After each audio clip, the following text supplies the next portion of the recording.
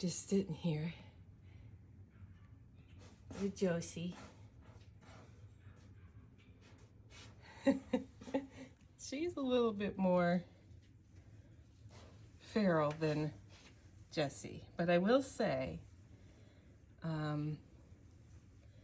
she's not, honestly, she's not feral.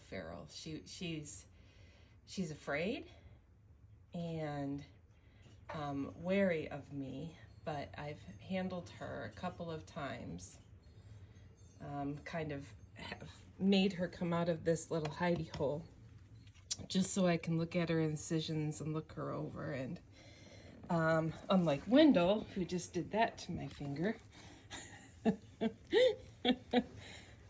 she doesn't actually